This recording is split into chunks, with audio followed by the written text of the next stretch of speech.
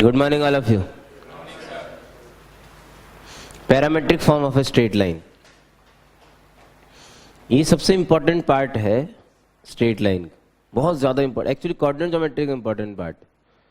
मैं अक्सर इस बारे में बात कर चुका हूँ. पैरामेट्रिक एक्चुअली आपको एनेबल करता है किसी चीज़ के लिए.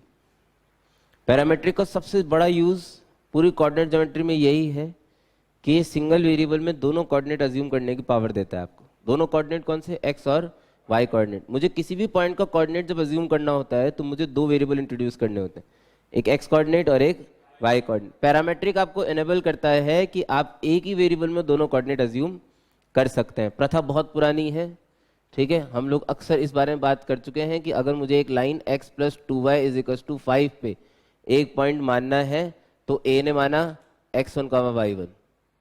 b थोड़ा सा स्मार्ट था, b ने माना alpha, 5 minus alpha by 2. b थोड़ा सा स्मार्ट था.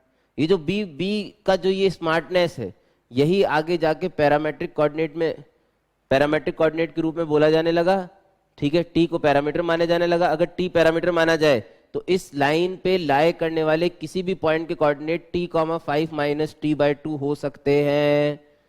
लोगों ने एकदम मानने से मना कर दिया, ठीक है. और यार ऐसे कैसे मान लिया? हमने बोला बिल्कुल सीना ठोक के देख लो साला, अरे ऐसे पुट करके देखो भाई, सेटिस्फाई करेगा टी की किसी भी वैल्यू के लिए. लेफ्ट हैंड साइड और राइट हैंड साइड बराबर आएगी, आएगी नहीं आएगी? बोलो यार. इन्हें पैरामेट्रिक कोऑर्डिनेट का नाम दिया जाने लगा, सिंपल. अब ये तो बात हुई कि एक लाइन जिसकी इक्वेशन आपको पता थी, आपने उसके ऊपर पैरामेट्रिक कोऑर्डिनेट अज्यूम कर ली, ठीक है. इन जनरल कैसे लिखा जाए? इन जनरल नाम की भी एक चीज होनी चाहिए ना भैया, ठीक है. तो in general task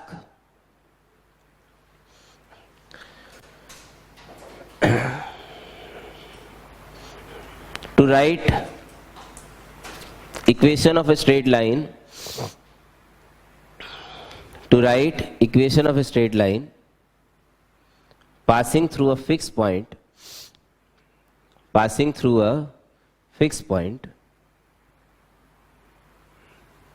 a x1, y1, a x1, y1, and making an angle alpha with x-axis.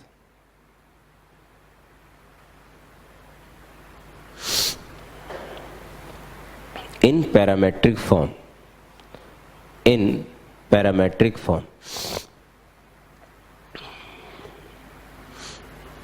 भाई साहब ये टारगेट था, देखो, ठीक है. अब इसकी पहले इन पैरामेट्रिक फॉर्म जब तक मैंने नहीं पढ़ा तब तक तो मुझे हंसी आ रही थी, साला बचपन से यही पढ़ा रहे हैं, फिर यही पूछ लिया. एक फिक्स पॉइंट से जाने वाली लाइन की इक्वेशन लिखनी है जो कि एक्स एक्सिस से अल्फा एंगल बना रही. ये तो हम रात को 3 बजे लिख सकते हैं साहब, अभी तो फिर भी दिन है, नहीं लिख सकते ओपीडी. एक fix point A x1, y1 से पास होने वाली लाइन जो कि एक्स एक्सिस से एंगल अल्फा एंगल बना रही है, इसकी इक्वेशन लिख सकते हो नहीं लिख सकते? अरे लिख सकते हो नहीं लिख सकते?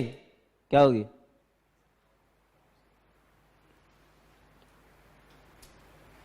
तू तो आंसर बोल दे, सोचे मत कौन सी फॉर्म से, तू तो आंसर बोल दे बस. वन सी फॉर्म और वन सी फॉर्म नहीं पता मेरे को, तू आंसर बोल दे बस. क्या है इक्वेशन ऑफ लाइन? नहीं बताऊंगा, मत बताओ भाई.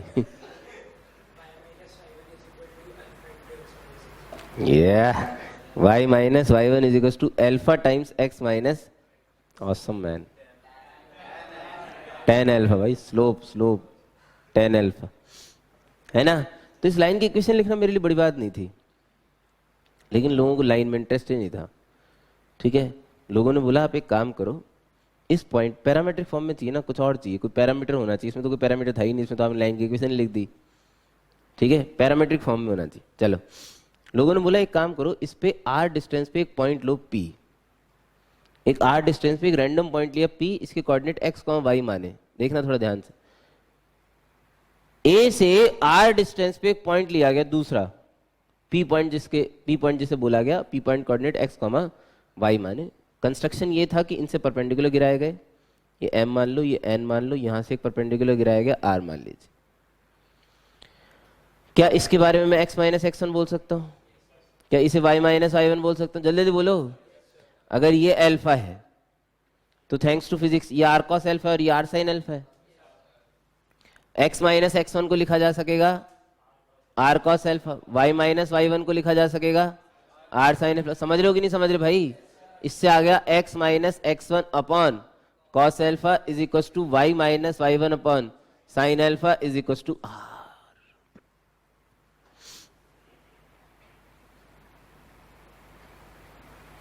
मर गए हैं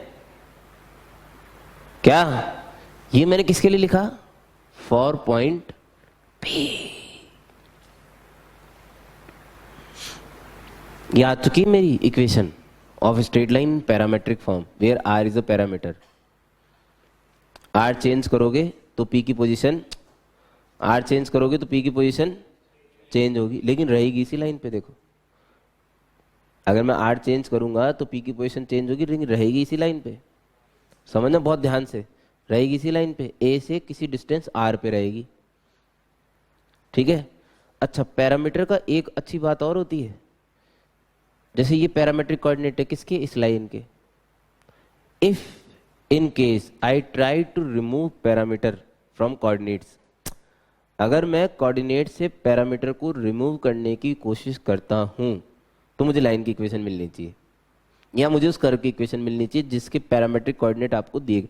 आज हम छोटे हैं ना, आज तो लाइन पे पैरामीट्रिक ले रहे हैं, कल को सर्कल पे लेंगे, फिर एलिप्स पे लेंगे, पैराबोला पे लेंगे, हाइपरबोला पे, सब पे लेंगे। पैरामीट्रिक कोऑर्डिनेट तो पूरे कोऑर्डिनेट ज्योमेट्री में फैला हुआ है भाई। पैरामीट्रिक कोऑर्डिनेट का यूज पहले दिन ही बता दिया आपको। सिंगल वेरिएबल में दोनों कोऑर्डिनेट अज्यूम करने के तरीका है। अगर मैं इस पैरामीटर को इस कोऑर्डिनेट से एलिमिनेट करने की कोशिश करूंगा तो I should get the equation of curve in general. फिलहाल लाइन, क्योंकि लाइन पढ़ रहे हैं। एक्स कौन? टी। वाई कौन? 5 माइनस टी बाय 2। टी की वैल्यू कितनी? एक्स, उठा के यहां रख दी।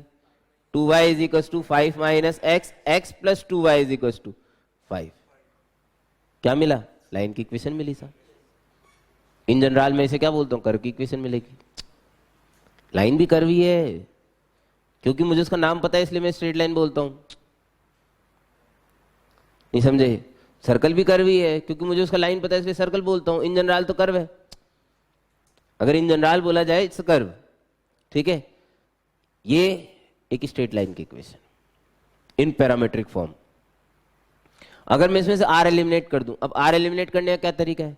आर की वैल्यू ये, आर की वैल्यू ये, तो आर हटा दो, इन दोनों को बराबर कर दो, वही तो इक्वेशन आएगी जो बोल रहे थे अभी आप।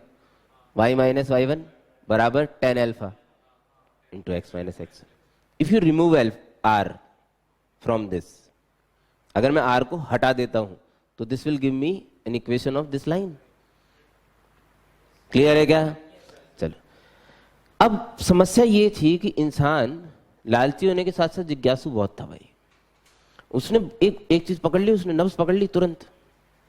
यार मैंने तुम्हें ए से आर डिस्टेंस पे जाने को बोला था, तुम गए, अच्छा लगा मुझे, लेकिन डिस्टेंस पे जाने को बोला था ना, आर डिस्टेंस पे, तुम ऊपर क्यों गए? यहां भी आ सकते थे। बात सही है। अगर ए से आर डिस्टेंस पे रहने वाले किसी पी पॉइंट के कोऑर्डिनेट पूछे जाएंगे, मान लो आपसे पूछा जाए इस लाइन पे ए से 2 यूनिट के डिस्टेंस पे कोई पॉइंट है, उसके कोऑर्डिनेट दो, तो इधर ही क्यों गए, इधर क्यों नहीं जा सकते? पॉइंट तो सही था। नहीं समझ में आ रहा? अगर मैं किसी लाइन पे तुम्हें किसी फिक्स पॉइंट से 2 यूनिट की डिस्टेंस पे रहने वाले पॉइंट के कोऑर्डिनेट पूछता हूं, तो आप सिर्फ ऊपर ही क्यों गए भाई? आप इस साइड भी तो आ सकते थे। नीचे नहीं बोल रहा मैं, दूसरी तरफ बोल रहा हूँ। सेकंड साइड भी तो आ सकते हो ना, आ सकते हो। तो आर डिस्टेंस पे एक दूसरा पॉइंट और हो सकता है, कौन? पी डैश मान लो। इसके कोऑर्डिनेट थोड़ी देर के लिए एक्स डैश कौन वाई डैश मान लेते हैं, थोड़ी देर के लिए एक्स वाई मान लो, कोई फर्क नहीं पड़ता। वो पी के एक्स वाई कोऑर्डिनेट है, ये पी डैश के एक्स वाई, तो कितने भी पॉइंट के माने जा सकते हैं भाई, उनमें कोई वो नाराज नहीं होते। एक्स वाई इस पॉइंट के कोऑर्डिनेट माने भाई, और क्या। चलो भाई, यहाँ से परपेंडिकुलर गिराया, कुछ बचा के लेटर वो मान लो। यहाँ से परपेंडिकुलर गिराया तो सूरत मान लो। ये वाली डिस्टेंस बोलो जल्दी से, y1 माइनस वाई, ये वाली x1 माइनस एक्स, ये पॉइंट, ये वाला angle alpha. Thanks to physics ये फिर से आर कॉस अल्फा और ये फिर से आर साइन अल्फा है। नहीं समझ आ रहा? अब की बार मैंने लिखा for point p dash, for point p dash. y1 minus y क्या लिखूंगा, आर साइन अल्फा, और x1 minus x r cos alpha. समझ रहे हो, इस कॉस अल्फा को नीचे, साइन अल्फा को नीचे, आर की वैल्यू आ गई, फिर से आ गई क्या, फिर से लिख दिया x माइनस x1 देखना upon cos alpha is equal to y minus y1 upon sine alpha. लोग बड़े नाराज थे, साला यहाँ तो y1 माइनस वाई है, तो रुको भाई, माइनस का लोचा है ना, एडजस्ट करेंगे, माइनस आर, माइनस एडजस्ट किया भाई, हैं बोलो।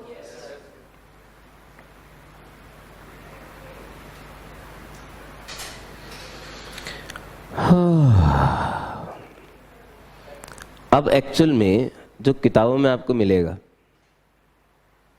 है, किताबों में वो क्या मिलेगा, फ्रॉम 1 and 2, इसे कंबाइन करके लिख दिया लोगों ने। कंबाइन करके क्या लिखा, x minus x1 upon cos alpha is equal to y minus y1 upon sine alpha is equal to plus minus r, है ना। लिख लो साथ में भाई, साथ में लिख लो यार, मैं जब समझाने की चीज होती है मैं खुद ही रोक देता हूं। Gives me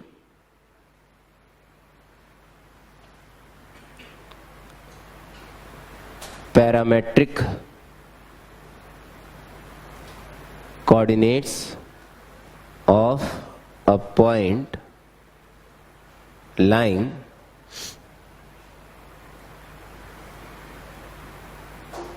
at a distance of r unit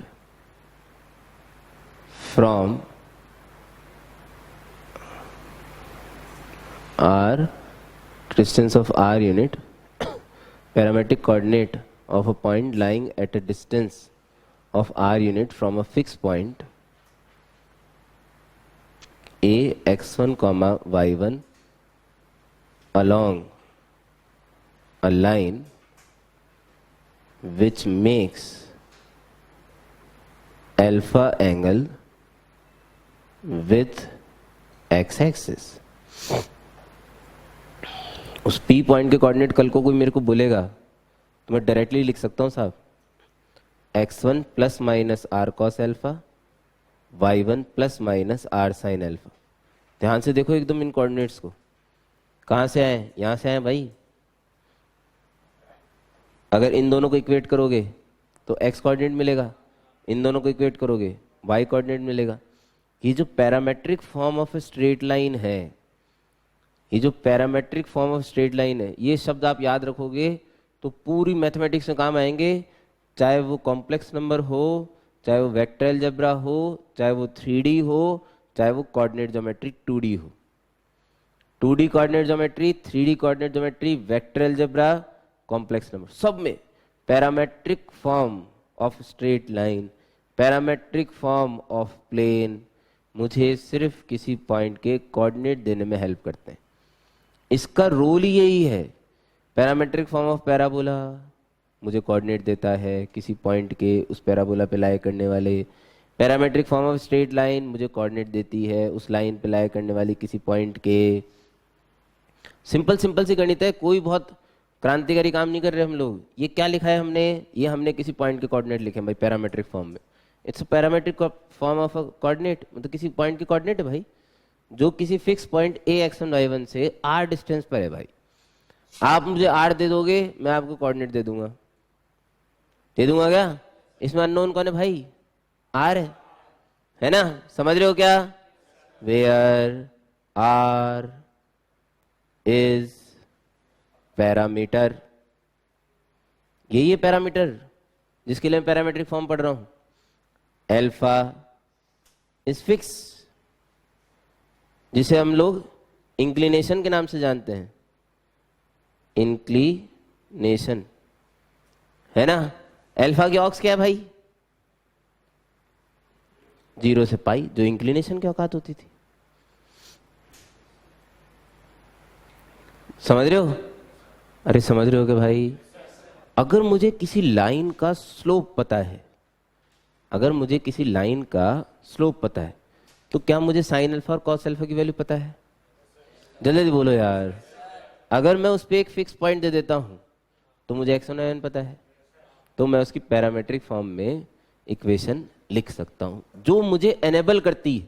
मैं बार बार एक ही चीज पे स्ट्रेस दे रहा हूं, parametric form of a straight line enable me to give a coordinate of a random point which lies on this line, जो उसी लाइन पे लाया करता है, and which is at a distance of some variable r unit from that fixed point, उस fix point से जो कि किसी r यूनिट की डिस्टेंस पे रहता है। समझ रहे हो नहीं समझ रहे यार? ये प्लस माइनस r लिख देने का मतलब मैंने डिस्टेंस को नेगेटिव नहीं करा है। आर के आगे मैं माइनस लगा रहा हूं, दिस डज नॉट इम्प्लाई कि मैंने उसे नेगेटिव किया ना, मैं सिर्फ दोनों तरफ आ सकने वाले पॉइंट्स को कवर करने की कोशिश कर। ये पूरा इसीलिए समझाया गया है कि मुझे ये बात समझ में आए कि दोनों तरफ पॉइंट आ सकते हैं। क्लियर है? क्लियर है? चलिए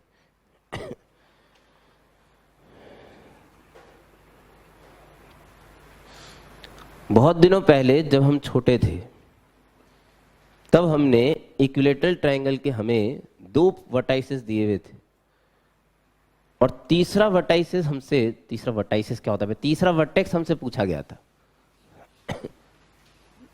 बहुत मुश्किल है कि आप लोगों को याद हो, ये शुरुआती दिनों की बात है जब डिस्टेंस फॉर्मूला पढ़ाया गया था। अभी भी याद नहीं आ रहा लोगों को।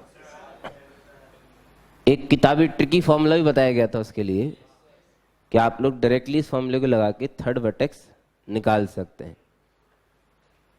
नाम क्या है आपका?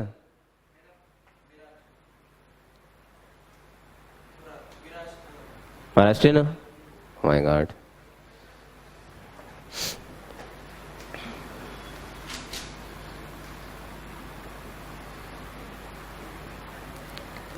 A3,2 एंड B7,4 पॉइंट्स वही लिए जा रहे हैं जिससे आंसर मैच कराने में दिक्कत ना हो। Find C such that ABC, triangle ABC is an equilateral triangle। अब ये क्वेश्चन दे दिया साहब मेरे को, तो अब दे दिया फिर अब देखो, तो सिंपल सा ऐसा क्वेश्चन तो आपसे पूछने वाले हैं नहीं हम। क्या आपको एक पॉइंट दे दिया, बेटा कोई लाइन है जो 60 डिग्री एंगल बना रही है, इस पॉइंट से 3 यूनिट की डिस्टेंस पे या √3 यूनिट की डिस्टेंस पे 2 पॉइंट बता दो। ये तो एक्सपेक्टेशन ही गलत है, देखो दिस इज नॉट फेयर। हाँ लेकिन वैसा ही क्वेश्चन पूछा है, वैसा ही क्वेश्चन पूछा है, सेम है, अलग नहीं है। इसमें आपसे C तीसरे पॉइंट के कोऑर्डिनेट पूछ लिए भाई। A और B 2 पॉइंट दे रखे हैं, जिनके पास टाइम होता है वो तो XY एक्सिस पे बनाते हैं, मैं नहीं बना रहा। A पॉइंट लिया 3,2 ऑलमोस्ट बनाऊंगा लेकिन वैसा ही। B पॉइंट लिया 7,4 XY प्लेन बनाता तो भी ऐसे ही बनते। समझ रहे हो?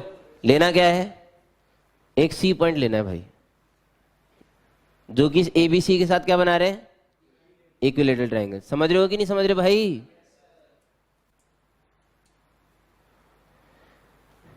एक तरीका पहले अपन कर चुके हैं, इस C पॉइंट के कोऑर्डिनेट को x, y मान लो, इसकी डिस्टेंस, इसकी डिस्टेंस, इसकी डिस्टेंस बराबर कर दो, 3 इक्वलिटी से 2 रिश्ते आ जाएंगे आपके पास, जिससे x और y कोऑर्डिनेट आ जाते हैं। ये पहले बताया जा चुका है, ये दोबारा नहीं बताया जा रहा, ठीक है? अब चूंकि हम बड़े हो गए हैं, बड़े होने का फायदा तो पता पड़े कि यार बड़े होने का फायदा क्या है, क्या इसे और सस्ते तरीके से किया जा सकता है। तो देखो C से यहाँ पे एक ऑल्टीट्यूड गिराया, इस पॉइंट को मंकी माना, इस पॉइंट की कोऑर्डिनेट पता है क्या हमें?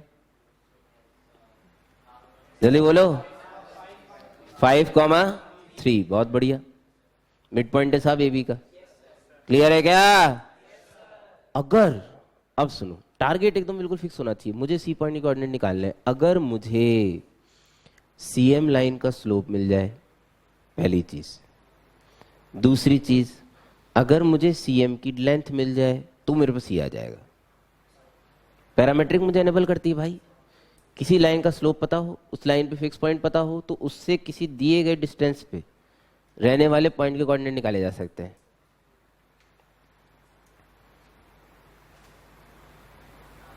है? ए बी लाइन का स्लोप सब लोग साथ में, ऐसे नहीं होता। 4 - 2 ऐसे अपॉन 7 - 3 1/2 1/2 प्लस का, है ना? तो सीएम लाइन का स्लोप बोलो भाई -2। जितने लोग बोलेंगे उतने ही सीखेंगे भाई। इसकी वैल्यू tan अल्फा के बराबर, किसके बराबर? tan अल्फा के, है? बिल्कुल एनसीईआरटी स्टाइल में अगर पूरा लिखूं ना, पूरा एकदम फुल एंड फुल करना चाहूं तो देखो ऐसे करूंगा। नाउ देखो, now equation of line CM, equation of line CM in parametric form may be written as x minus 5 upon cos alpha is equals to y minus 3 upon sin alpha is equals to plus minus r.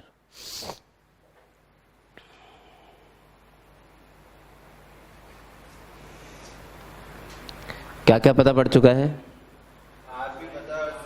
अभी तक? क्या क्या पता पड़ चुका है? Alpha तो पता पड़ गया, tan अल्फा पता पड़ गया, तो cos अल्फा sin अल्फा मुझे उम्मीद तो है कि मैं निकाल लूंगा। आपका नहीं पता, बट मुझे तो उम्मीद है कि मैं तो निकाल लूंगा cos अल्फा और sin अल्फा। आप भी निकाल सकते हो। कैसे निकालोगे? इसमें रख देंगे डायरेक्ट, गेल सी पे आएगा। हाँ नहीं, tan अल्फा पता है -2, cos अल्फा sin अल्फा कैसे निकालेगा?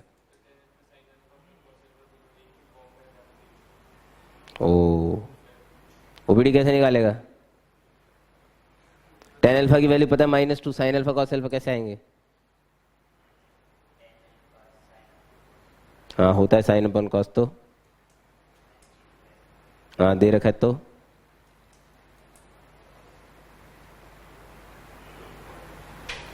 तुम्हें धोने का मन करता है मुझे कभी कोई, तुम लोगों को।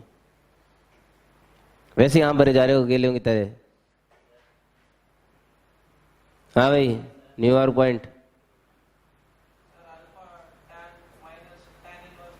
ओरो हो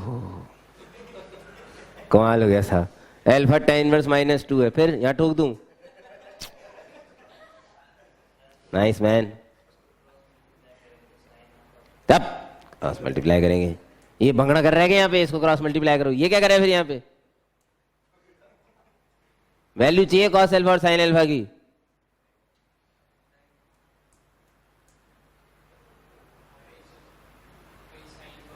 वही सोच रहे हो? नाइस यार, नाइस। वो जैसे जैसे हम बड़े होते जाते हैं ना, बड़ी बड़ी चीजें आती रहती है हमारे पास, छोटी छोटी चीजें के भूलते जाते हैं हम। हाँ तो फिर हाँ बेटा कोई बात नहीं, ट्रायंगल बनाओ, आंसर पाओ। tan अल्फा की वैल्यू पता है, मस्त ट्रायंगल बनाया, बस। पैसे तो इसी के ही हैं सबसे ज्यादा।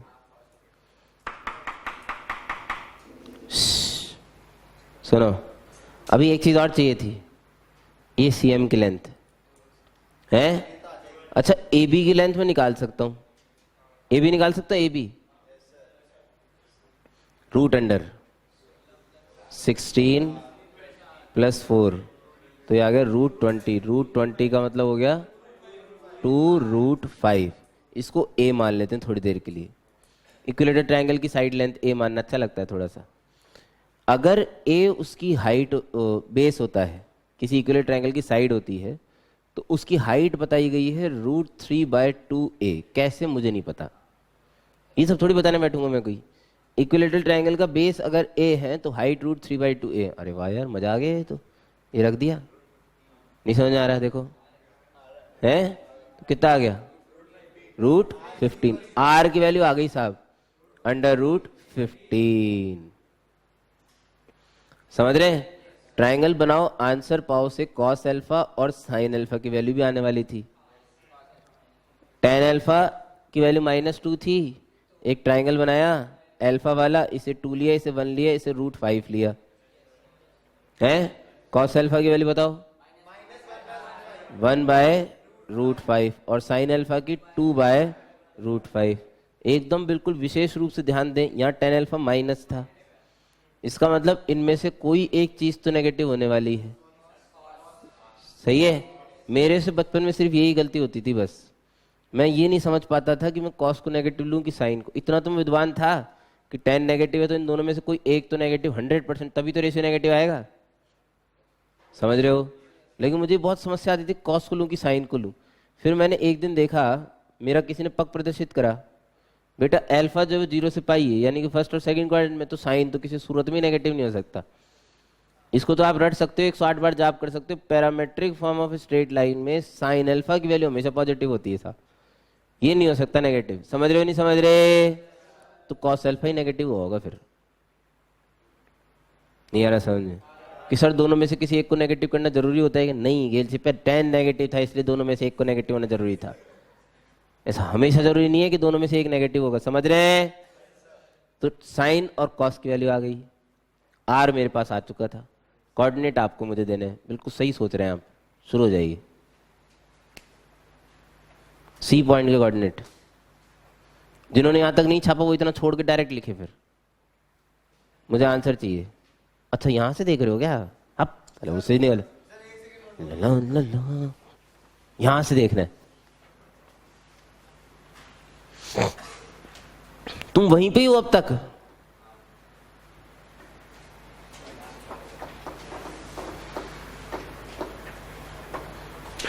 भाई वीडियो लेक्चर दें, वीडियो लेक्चर भी तो बेचने भाई।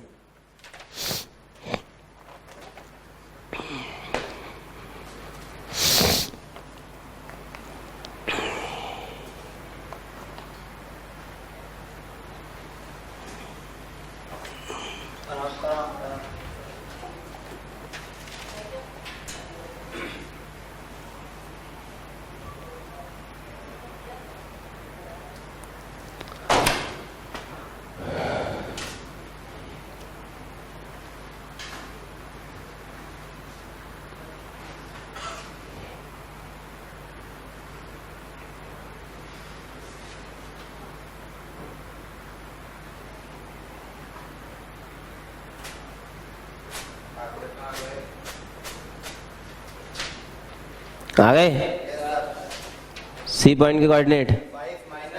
एक सेकंड हौले हौले एक ही कोऑर्डिनेट ही बोलना है एक बार में। 5 माइनस √3 अपॉन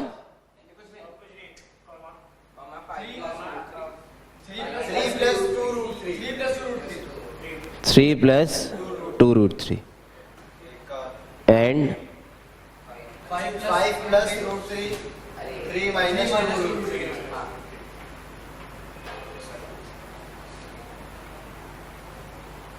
निपट गए बेटी? आ रहे हैं मतलब क्या आ रहे हैं क्या होता है यार, आज जाते हैं डायरेक्ट। हाँ विराज जी निपट लिए? जिंदा हो? कमाल का पोटेंशियल है भाई। ये द्वि कोऑर्डिनेट क्यों है? ये तो बहुत सिंपल सी बात है, वो नीचे ऊपर भी बन सकता है और नीचे भी बन सकता है ना, इसलिए प्लस माइनस दोनों लिए गए हैं यहाँ पे। फिर से एक बार लास्ट टाइम बोल देता हूँ, यहाँ पे -√15 लेने का मतलब ये नहीं है कि मैंने डिस्टेंस नेगेटिव कर दी है, ठीक है। ये प्लस माइनस सिंबल जो है वो डिस्टेंस के पॉजिटिव नेगेटिव होने से कोई सरोकार नहीं है इसका, वो दोनों तरफ की पॉसिबिलिटीज कवर करना चाह रहा था, इसलिए प्लस माइनस लिया गया, ठीक है। A line passing through a fix point ax1, y1 and making an angle theta with x-axis and making an angle theta with x-axis। सबसे ज़्यादा यूज जो होता है पैरामेट्रिक का वो तो इन्हीं टाइप के क्वेश्चंस में होता है, ये जो मैं पूछ रहा हूँ। intersects a line ax plus by plus c is equals to 0 at point P. Find AP. Modulus सिर्फ इसलिए लगाया गया है कि हम AP की डिस्टेंस में इंटरेस्टेड हैं। हम AP की डिस्टेंस में इंटरेस्टेड हैं। स्टोरी को अगर प्लॉट करके दिखाया जाए तो स्टोरी शायद आपसे क्वेश्चन ये चाहता है आपसे, कोई तो लाइन है साहब जो ax1, y1 से पास हो रही, उसका इंक्लिनेशन थीटा बताया गया है, जो किसी तो straight line ax plus by plus c is equal to 0 को किसी पॉइंट पंजाब पे मिलती है। मुझे AP की डिस्टेंस बतानी है भाई। क्वेश्चन को ध्यान से समझिए, क्वेश्चन बहुत सिंपल है। एक छोड़ने का तरीका आपके पास हर क्वेश्चन के लिए स्ट्रेट लाइन में होता है हमेशा। There is always a one very golden way to leave the question. क्या इस ax and y1 से पास होने वाली थीटा इंक्लिनेशन वाली लाइन लिख सकते हैं कि नहीं लिख सकते हम? अरे बोलो यार फटाफट। बिल्कुल लिख सकते हैं भाई। y minus y1 is equal to tan theta x minus x1। Point slope form सबसे पहले यही सीखा है, सही है। फिर उसको सॉल्व करेंगे किसके साथ? दी हुई line ax plus by plus c is equal to 0 के साथ। किसके कोऑर्डिनेट आएंगे? मजा ही नहीं आ रहा यार। किसके कोऑर्डिनेट आएंगे? फिर डिस्टेंस फॉर्मूला लगा देंगे। ये सोचने से भी डर लगता है एक्चुअली, अंदर से आंसर तो आएगा। दिक्कत इस बात की नहीं है, लेकिन ये सोचने से डर लगता है क्योंकि एक तो इस लाइन की इक्वेशन सुगली, इसकी भी कौन सी अच्छी है इसकी भी सुगली है। फिर उन दोनों को सॉल्व करेंगे, फिर सुगले सुगले कोऑर्डिनेट आएंगे किसके? पी के। फिर उन सुगले सुगलों के साथ इस ए से डिस्टेंस फॉर्मूला लाएंगे। नहीं साहब, दिक्कत इस बात की नहीं है कि हम इतना मेहनत कर रहे हैं, दिक्कत इस बात की है कि इतनी मेहनत करने के बाद जो आंसर आएगा चारों ऑप्शन मिलेगा नहीं, क्योंकि वहां तो बड़े खूबसूरत आंसर होंगे। अभी देखना, इसका आंसर देख के अपने को खुद ही पता पड़ जाएगा कि ये हमारा आंसर तो ऑप्शन में होता ही नहीं था, सवाल ही नहीं पैदा होता। इसका आंसर तो 3-4 लाइन में आ जाएगा। कैसे? उल्टा सोच के। क्या उल्टा सोच के? पहले ही मान ली जो डिस्टेंस निकालनी थी r1 है, हटा r1। यार मास्टर r1 क्यों मानी? पहले तूने r सिखाई थी। मैंने r1 इसलिए मानी क्योंकि फिक्स डिस्टेंस है, वो r वेरिएबल लेते थे हम लोग। r1 फिक्स डिस्टेंस है, a फिक्स पॉइंट है, हाँ फिक्स पॉइंट है। p फिक्स पॉइंट है, हाँ फिक्स पॉइंट है। p है तो फिक्स पॉइंट ही भाई। अरे वो लाइन फिक्स दी है, ये इंक्लिनेशन सब चीजें फिक्स दी है, तो फिक्स। अब वैल्यू के टर्म में नहीं दी, लेकिन फिक्स तो बोली ना, तो मैंने डिस्टेंस फिक्स मान ली। r1 है भैया, r1 निकालनी है साहब, सीधी बात। बोलो समझ आ रहा है नहीं आ रहा? अब क्वेश्चन मेरे लिए कुछ उल्टा सा हो गया। क्या हो गया?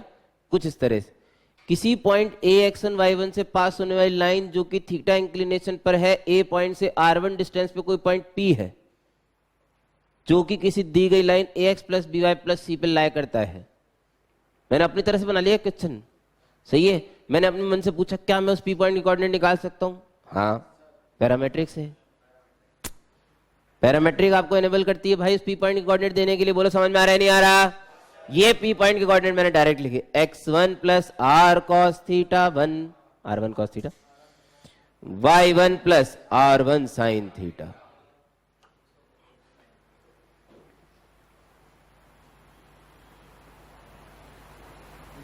किसकी कोऑर्डिनेट है? p के। अरे p तो सेटिस्फाई करता भाई से है, उठा के ठोक दिया, ले खत्म बात। r1 आ गया, मुबारक। हमारे पास r1 है भाई। अरे इसे उठा के इसमें ठोको, जल्दी r1 निकालो।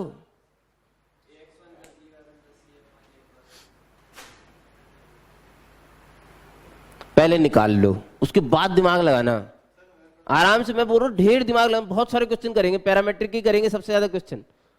आज पूरा दिन इसी पे डिवोट करना है। तुम तो करते जाओ, कोई बात नहीं आया समझ। मैं क्या कह रहा हूं, करते जाओ बस। विश्वास और आस्था नाम की भी तो एक चीज होती है ना, उसको कायम रखा करो अपने दिल के अंदर।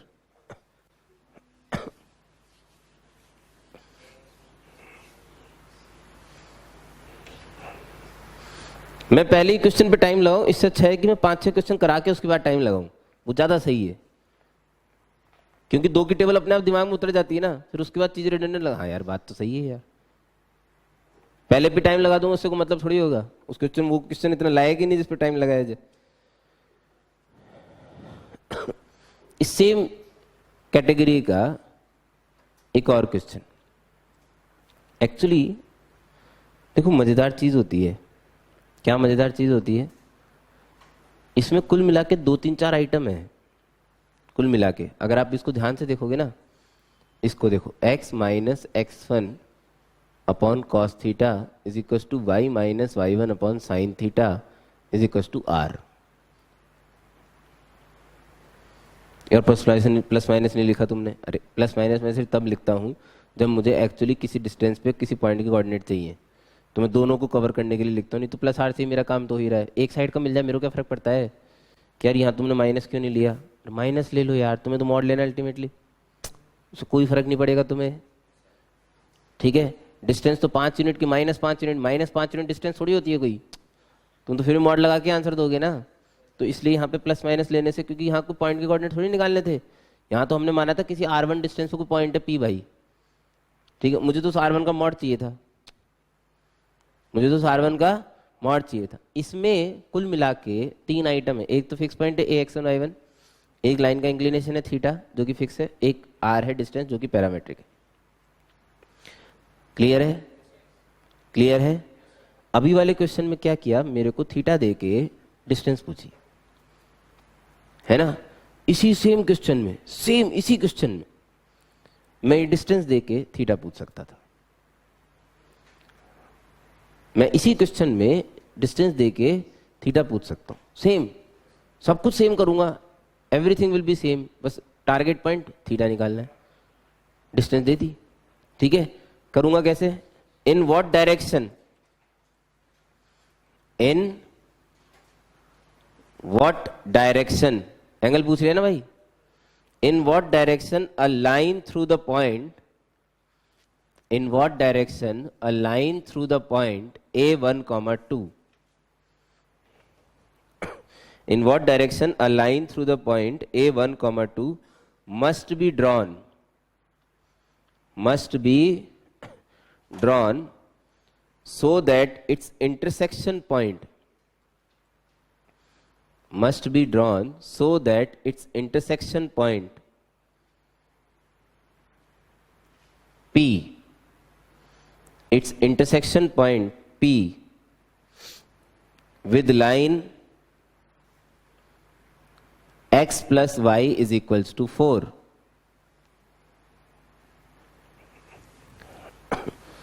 X plus y is equals to 4 may be at a distance of root 6 by 3 from A,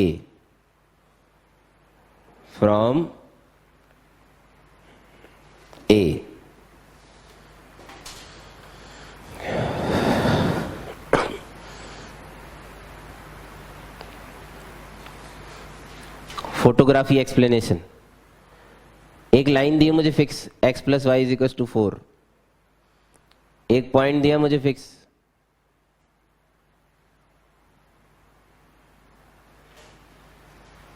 देखो तो ए पॉइंट दिया फिक्स 1, 2, मुझे ये पूछा गया है कि भाई साहब एक लाइन जा रही है ए से, किस एंगल पे का पता नहीं है, थीटा एंगल है? सुन रहे हो क्या? जो इस लाइन को पी पॉइंट में मिलती है भाई, है? और ये पी पॉइंट ए से कितने डिस्टेंस बताया गया है? रूट 6 by 3 डिस्टेंस बताया गया है कि है? तो थीटा निकालना है। हाँ तो ठीक है, हमने थीटा मान लिया। इंक्लिनेशन मेरे हिसाब से इस पी पॉइंट की कोऑर्डिनेट बताएगा कोई? कोशिश करो। 1 plus root 6 by 3 cos theta, comma 2 plus root 6 by 3 sine theta. सही बात है, करेक्ट है। अरे x1 plus r cos theta, y1 plus r sine theta ऐसे लिखे हैं। यहाँ r पता था, थीटा अननोन था। अच्छा, ये पी पॉइंट किस पे लाया करेगा भाई? इस लाइन पे लाया करना चाहिए, है? करवाओ जल्दी, करवाओ। सिंपल सी ट्रिग्नोमेट्रिक इक्वेशन बनेगी, सिंपल सी।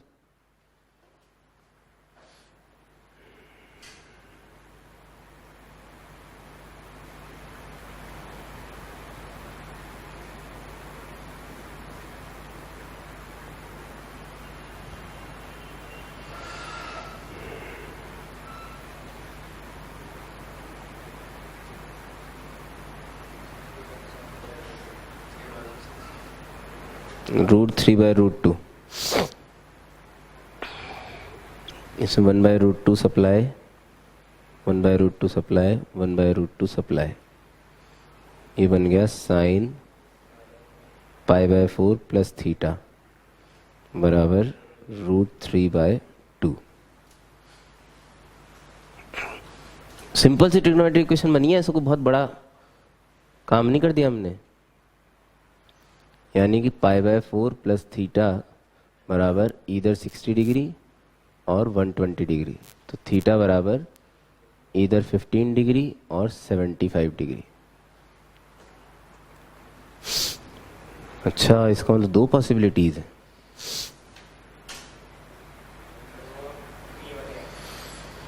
इसका मतलब दो पॉसिबिलिटीज है, 15 डिग्री पे भी है लाइन और 75 डिग्री पर भी है। 75 डिग्री वाली लाइन शायद ऐसे होगी, हो रही है तो हो रही है, अब इसमें तो मैं भी क्या कर सकता हूं, अपने आप आया ना भाई। एक 15 डिग्री वाली लाइन आई और एक 75 डिग्री वाली लाइन आई। इसका मतलब ए पॉइंट से √6/3 डिस्टेंस पे अगर कोई पॉइंट है जो कि इस दी हुई लाइन पे लाई कर रहा है, तो ए से दो अलग अलग 15 डिग्री और 75 डिग्री इंक्लिनेशन वाली लाइंस पास हो सकती हैं इस तरीके से।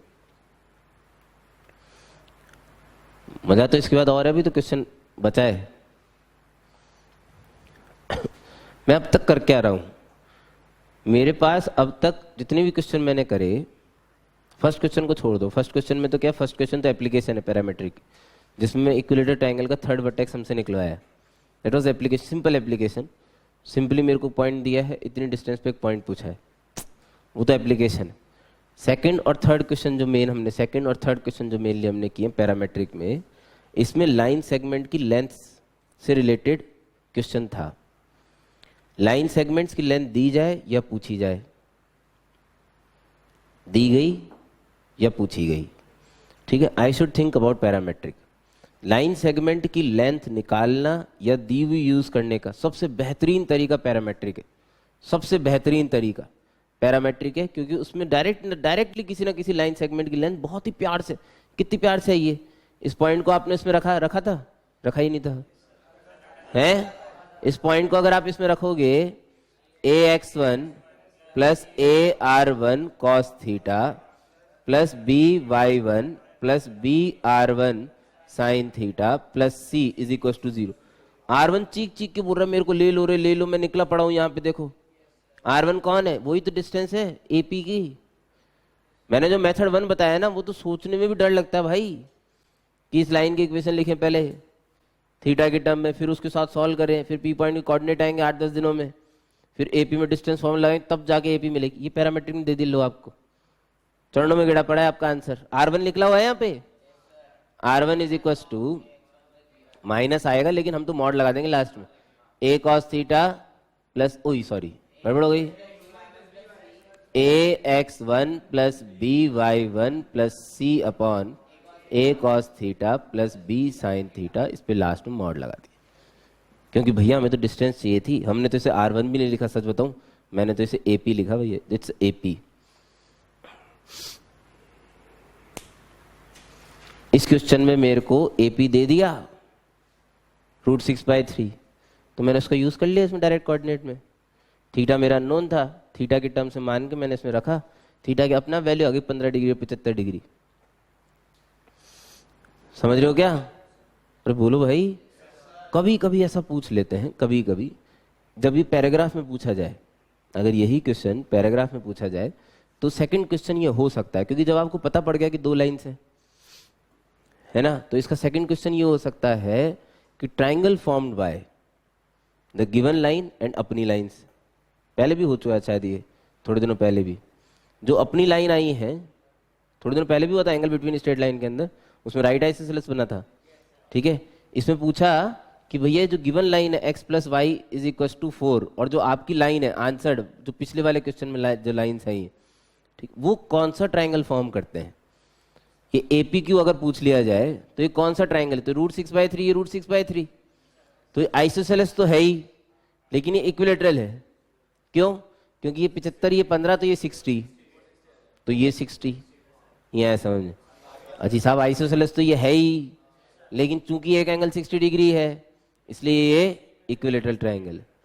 Triangle found by the given line and अपनी lines is an equilateral triangle. और इसका एरिया पूछा थर्ड पार्ट में। अगर आपने पिछले में आइसोसेलेस लगाया है तब तो भगवान ने बताया, फिर आप एरिया कैसे निकालोगे पता नहीं है, ठीक है। लेकिन अगर पिछले में आपने इक्विलेटरल लिख दिया तो फिर तो आंसर आपके हाथ में है, √3/4 इंटू साइड स्क्वायर यानी कि √6/3 का स्क्वायर। जुम जुम जुम्बाक।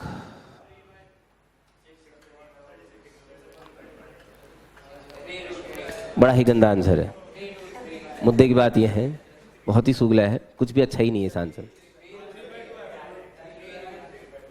बस यही answer, this is the answer.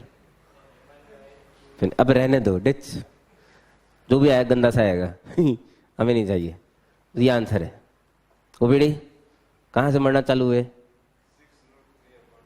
हैं? सही थे, ठीक।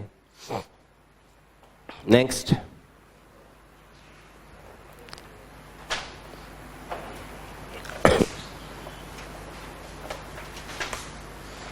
नेक्स्ट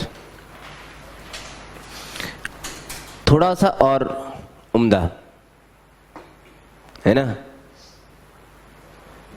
इसमें मेरे को थीटा दिया, इंक्लिनेशन दिया, डिस्टेंस पूछी, डिस्टेंस दिया, एंगल पूछा, इंक्लिनेशन पूछा। इसमें बेशर्मी की तरह दी गई थी चीजें, एक चीज और दूसरी पूछ ली गई थी, मतलब सीधे सीधे। कभी कभी सीधे सीधे नहीं देते, थोड़ा सा डिफिकल्ट करने की कोशिश करते हैं, लेकिन चीज यही है। अ वेरिएबल लाइन या अ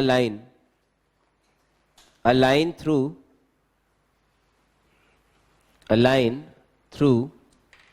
so very good question, umda. A line through a fixed point A -5, -4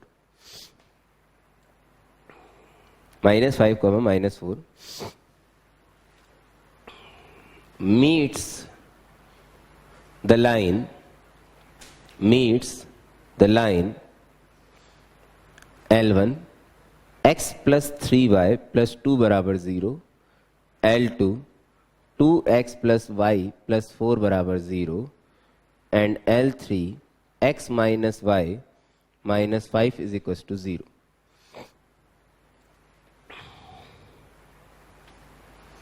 At B, C and D, at B, C and D, if, अब देखो भाई, ना तो आपको उस लाइन का इंक्लिनेशन दिया गया अब तक, और ना आपको ये दिया गया है कि ए से बी कितनी दूरी पे है, सी कितनी दूरी पे है या डी कितनी दूरी पे है। बनस्पत आपको क्या दिया गया है? आपको एक रिश्ता दिया गया है 15/AB का होल स्क्वायर प्लस 10/AC का whole square is equal to 6/AD का whole square. Then find the equation of the line.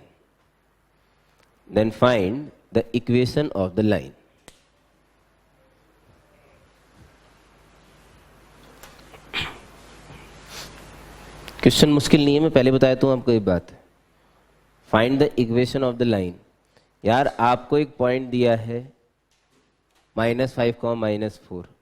अगर मैं इस लाइन, इससे जो भी लाइन जा रही है, अगर उसका इंक्लिनेशन पता कर लूं, कौन पता कर लूं?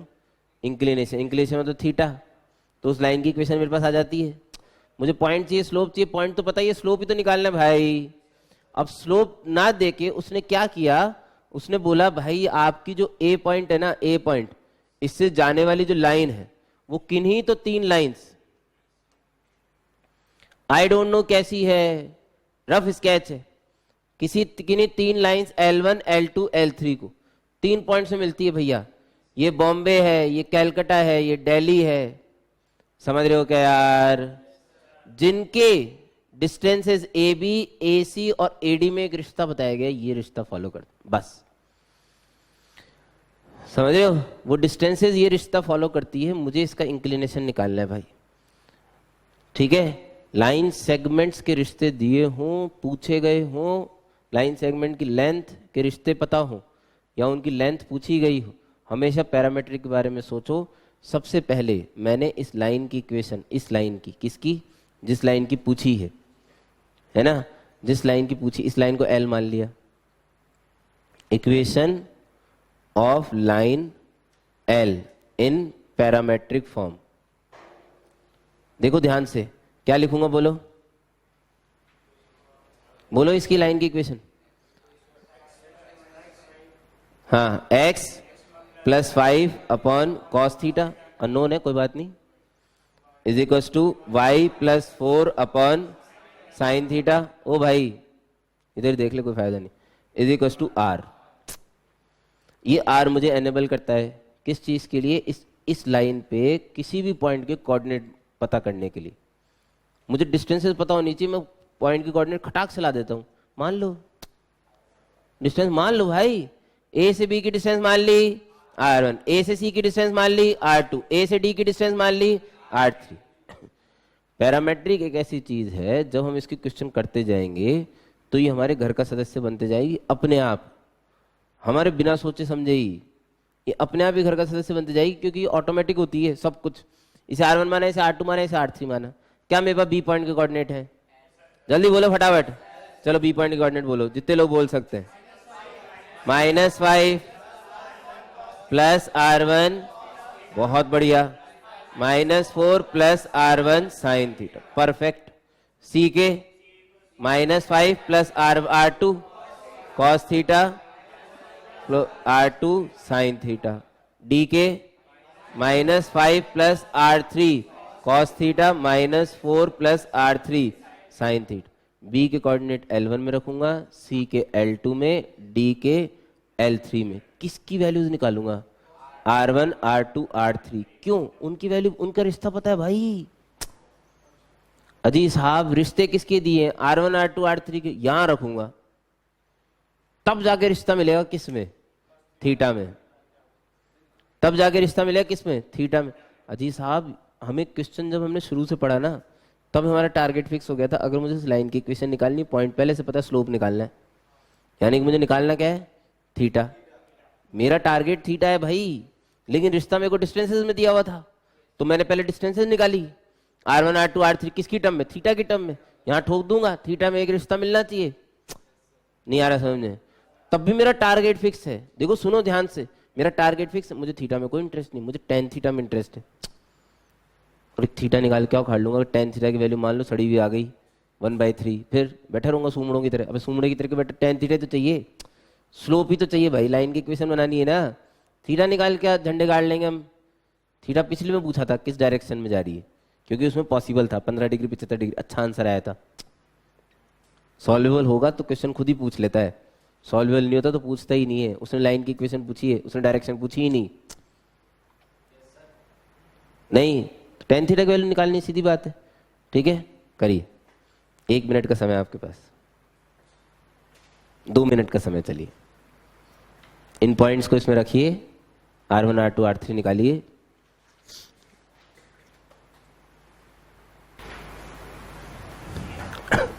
Speed test begins.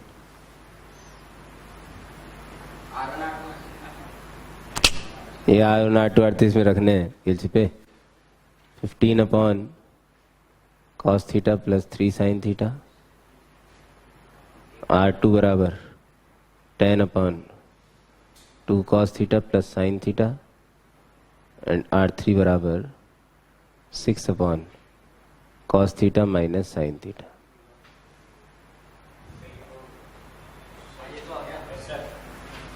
नेचुरल मत करो, रुक जाओ। अब स्पीड टेस्ट स्टार्ट हो चुका भाई, मैं किसी से डिस्कशन ही नहीं कर रहा। इस स्पीड टेस्ट आप पहले करते हो, मैं पहले करता हूँ। आपके 2 मिनट बाद स्टार्ट किया मैंने, पूरे 2 मिनट बाद।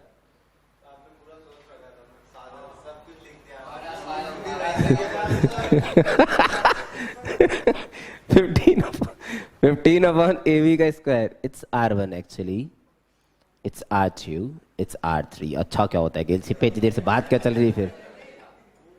हाँ वो वही है, तो तभी तो 15 10 6 दिया है। तो फ्रॉम द गिवन रिलेशन हमें मिला C + 3S का होल स्क्वायर प्लस बातें नहीं, बातें नहीं, बातें करने में तो तुम लोग ज़्यादा टाइम खराब करते हो। इतनी देर में कर लोगे सॉल्व। स्पीड टेस्ट चल रहा है, स्पीड टेस्ट चल रहा है, लगे रहिए। 9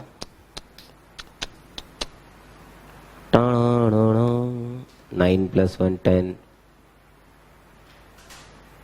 9s square, 6 + 4 10, 12 CS बराबर 0।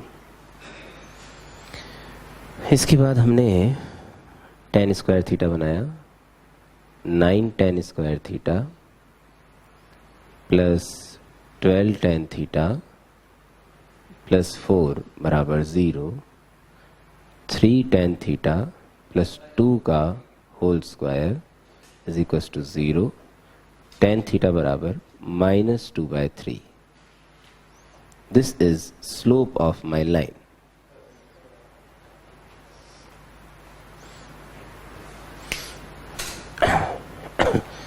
विजयी भव्य के साथ फिर से हम जीते।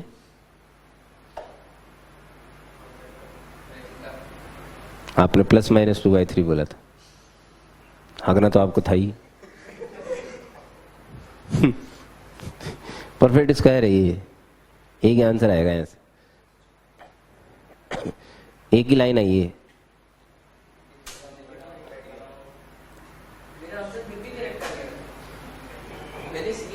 कोई बात नहीं, चर्चा नहीं करी जा रही है। Next,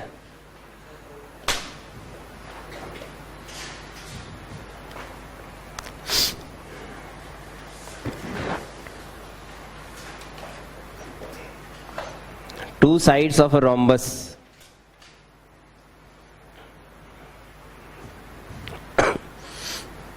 two sides of a rhombus lying in the first quadrant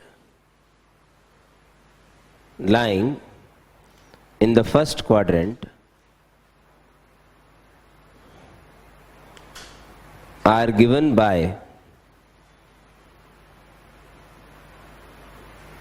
y is equals to 3/4x and y is equals to 4/3x.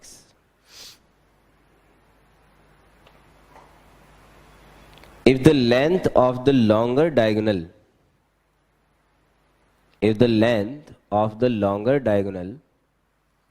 OC is equals to 12,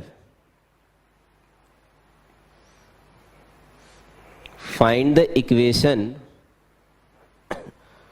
of the other two sides.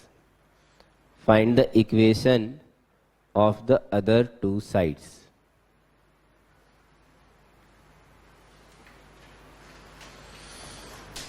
Find the equation of the other two sides.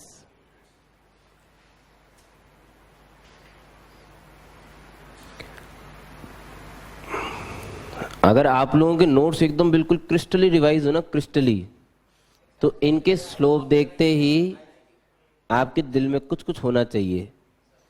एक का slope 3/4 है, एक का slope 4/3 है। इनके slope से कुछ तो रिश्ता है, प्रोडक्ट 1।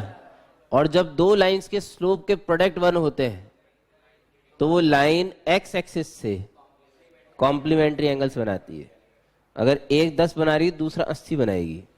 ऐसा होता है, मतलब हम नहीं कर रहे, इट्स अ फैक्ट है। दूसरा, ये दोनों लाइनें ओरिजिन से पास हो रही थी, नहीं समझ रहे। फर्स्ट क्वाड्रेंट में लाए करने वाली दो लाइंस किसी बन सकने वाले रोम्बस की दो साइड्स बता रही है। रोम्बस पैरेललोग्राम का एक स्पेशल केस है जिसमें चारों साइड्स बराबर होती है और पैरेलल भी होती है। अच्छा, बराबर होंगी तो पैरेलल अपने आप हो जाएगी, सॉरी, बराबर होती है ना। और डायगोनल्स जो है वो 90 डिग्री में बाइसेक्ट करते हैं क्या? ऐसा होता है? अच्छा, तो मान लीजिए पैरेललोग्राम लगभग ऐसा बन रहा है, पैरेललोग्राम नहीं, सॉरी, रोम्बस। ये C बताया गया है जिसकी O से डिस्टेंस कितनी बताई गई है? 12। समझ नहीं रहे, देखो आप, ये A है और ये B है।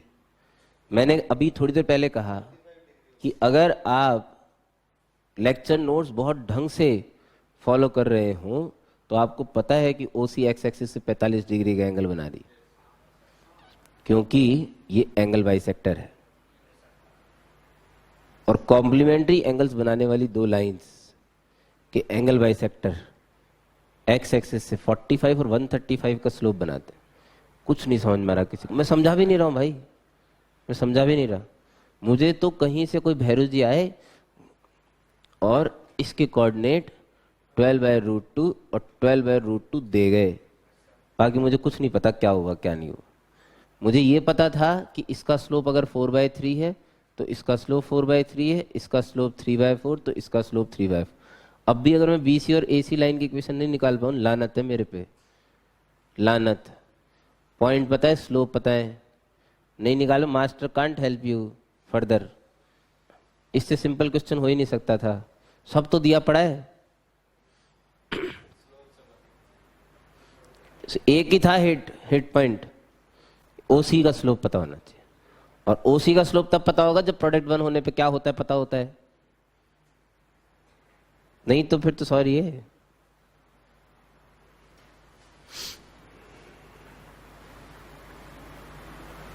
पढ़ा है भाई सब चीजें, कोई फर्जीवाड़ा नहीं मचा रहे हैं।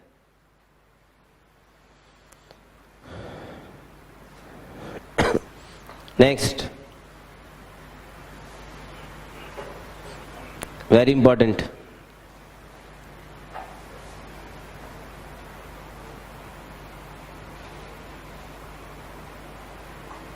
देखो इन क्वेश्चंस में क्या है, आप गाली दे सकते हो, बिल्कुल, you have full right. OPD बिल्कुल आपको राइट है गाली देने का, लेकिन ये तभी चमकेंगे एकदम से जब हमारे पुराने नोट्स थोड़ा थोड़ा धुंधली धुंधली यादें तो आ ही रही होगी ना। मास्टर ने कुछ तो बोला था ऐसा, कॉम्प्लीमेंट्री की बात हुई थी नहीं हुई थी, फिर प्रूव करके दिखाऊं। ये नाराज जाते हैं ऐसे लोग। देखो ये θ1 है, ये θ2 है, tan θ1 इंटू tan θ2 1 दिया है ना। मैं क्या कर सकता हूँ इसमें, इनका प्रोडक्ट 1 नहीं दिख रहा, नहीं दिख रहा, दिख रहा है। तो ये दोनों एक दूसरे कॉम्प्लीमेंट्री, यानी कि θ1 प्लस θ2 कितना है, π/2 90 है ना। ये θ2 माइनस θ1/2 है। अजी साहब ये एंगल बाइसेक्टर होते हैं रोम्बस में है, ये वाला एंगल θ2 माइनस θ1 है पूरा, तो हाफ θ2 माइनस θ1/2 हो ना। अभी थोड़ी देर पहले भी हमने सर्कल में भी किया था ऐसा, ये θ2 माइनस θ1/2 और ये θ1, तो ये वाला एंगल दिस प्लस θ1, तो ये एंगल बचता है θ1 प्लस θ2/2।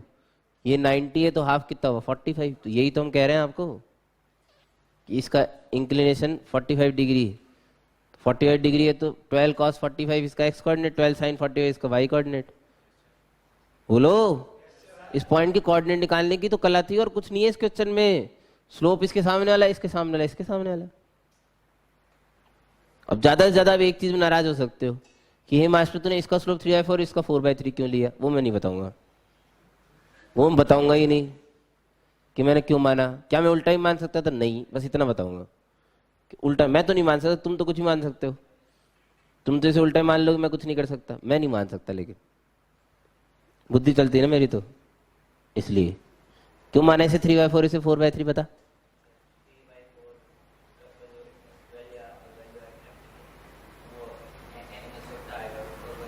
Yeah. 3/4 वाला एंगल छोटा होगा 4/3 वाला। कौन सा एंगल, tan थीटा वाला। नाइस, मगर मैं खुश हुआ। वैसे तो अगर तुम लोग विद्वान हो तुम्हें तो पता है 3/4 और 4/3 वाले एंगल कौन से होते हैं। तुम लोग तो इंटेलिजेंट हो ना, हम तो खैर गरीब लोग हैं। 37 डिग्री है जो भी तुम लोग यूज करते हो, पता नहीं, आई डोंट नो। हाँ नेक्स्ट, वेरी इंपॉर्टेंट, बहुत ही उम्दा, मतलब बहुत ही खूबसूरत पैरामेट्रिक का question. A variable line through origin, a variable line through ऑराइजन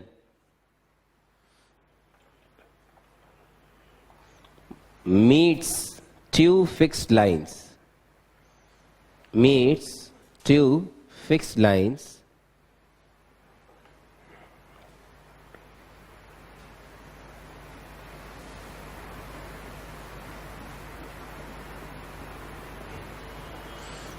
AIX plus BIY plus CI is equals to 0 where I is equals to 1 and 2.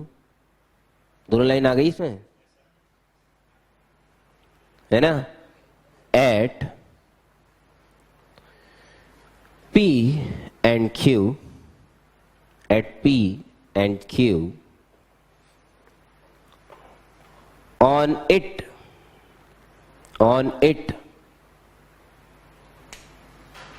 मतलब फुल स्टॉप के बाद है on it,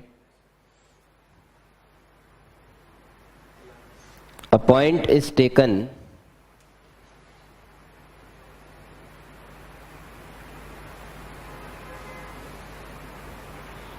कॉमा R, नाम है उस point का, satisfying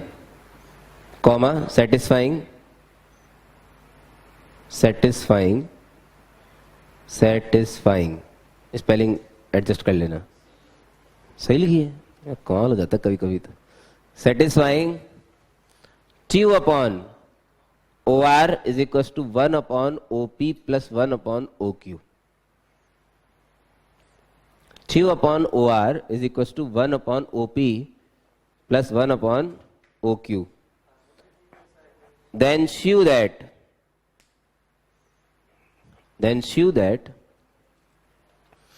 the locus of R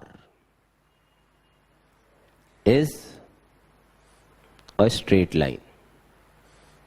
The locus of R is a straight line.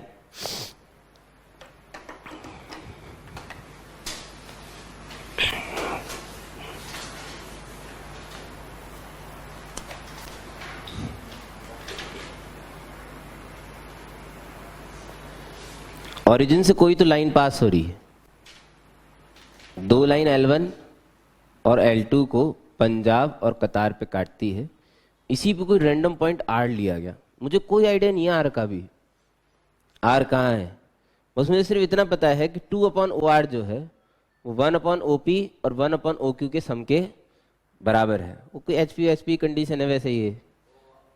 Harmonic mean है और R डिस्टेंस का हार्मोनिक मीन है जो P इंटरनल है और Q एक्सटर्नल।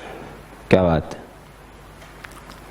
हाँ कोई इंटरनल एक्सटर्नल डिवीजन वाला कंसेप्ट भी हो सकता है, नहीं हो सकता है, मुझसे सॉल्व कर लें इस क्वेश्चन को, ऐसी कोई बड़ी बात नहीं है, लेकिन हमारे पास तो अभी तो एकदम हथियार पड़ा है ना, एकदम तगड़ा पैरामेट्रिक भाई, ये डिस्टेंसेस हैं किसकी, OR की, OP की, OQ की, खत्म कर देंगे हम तो क्वेश्चन को यूं ही, तबाह, फिनिश। ओरिजिन से पास हो रहा है थीटा इंक्लिनेशन अगर मान लेंगे तो साहब आपको विश्वास नहीं होगा, लेकिन उससे पहले अगर ये डिस्टेंसेस पता हो ना हमें, तो हमारे पास कोऑर्डिनेट होंगे इनके यूं, एक तो 0 0 ही है, फिक्स पॉइंट तो है, अगर इस डिस्टेंस को R1 मान लिया, इस डिस्टेंस को R2 मान लिया, इस डिस्टेंस को R3 मान लिया, तो सबके कोऑर्डिनेट यूं जे में पड़े हमारे पास, R1 cos theta, R1 sin theta, R2 cos theta, R2 sin theta, R3 cos theta, R3 sin theta, ले नहीं समझ में आया है? लेकिन R का पता है क्या करना था, लोकस निकालना था R का, भूल गए हम, वाह विभोर हो गए, R3 का लोकस निकालना था, जिसका लोकस निकालना था उसे क्या मानते हैं, H कमा के, मानते कि नहीं मानते, और बोल तो कम से कम मानते हैं। अच्छा P पॉइंट के कोऑर्डिनेट क्या बोल रहे हो तुम, R1 cos theta, R1 sin theta, Q point के coordinate R2 cos theta, R2 sin theta, और R के R3 cos थीटा और R3 sin थीटा, जिसे मैंने H और K माने, यानी कि R3 cos थीटा अगर कहीं नजर आएगा तो उसे H, और R3 sin थीटा कहीं नजर आएगा तो उसे K लिख सकता हूं। इतनी तो लिबर्टी चाहिए, नहीं समझ आ रहा। और रिश्ता क्या दिया भाई, 2 upon R3 is equal to 1 upon R1 plus 1 upon R2। बात ये थी कि 1 अपॉन R1 और R2 निकाल सकते हैं क्या, मैंने माने ना भाई, मुझे तो हटाने पड़ेंगे, मैंने तो R3 भी माना, मुझे वो भी हटाना पड़ेगा, मैं R3 R1 R2 आंसर में नहीं दे सकता, वो डिस्टेंस तो मैंने मानी है। R1 R2 निकलने का जुगाड़ तो हो चुका मुझे लगता है, क्योंकि P और Q किस पे लाया करते हैं भाई, इन लाइंस पे लाया करते हैं, नहीं समझ आ रहा, निकालो जल्दी। निकालो, हर क्वेश्चन में एक ही काम कर रहे हैं हम। हाँ बोलो।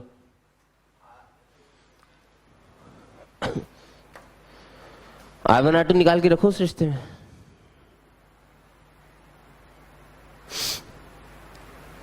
अब तुम हर बार स्पीड टेस्ट करना है, लो भाई फिर रख दिया मैंने तो।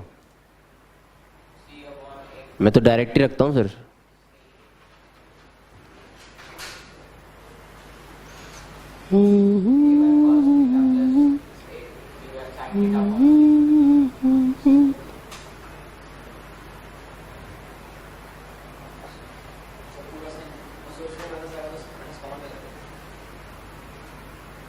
हाँ ठीक है ना, जो आ रहा है असली में लिख रहा हूँ मैं तो।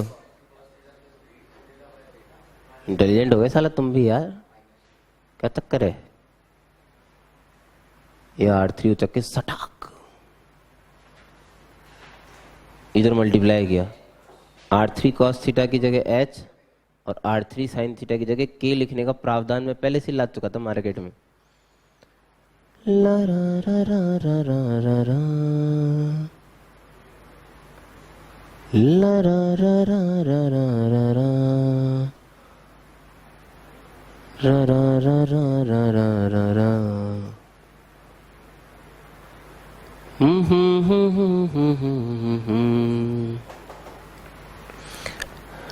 अजीब दास्तां है ये, which is a straight line. This is some constant जिसकी वैल्यू गिवन है, क्योंकि A1 B1 C1 दिए हुए थे, मेरे को कोई टेंशन नहीं है। ये भी सम कांस्टेंट है जिसकी वैल्यू दी हुई है, इसे कैपिटल A मान लिया, इसे कैपिटल B मान लिया, इज इक्वल टू 2 है। स्ट्रेट लाइन प्रूव यही तो करना था।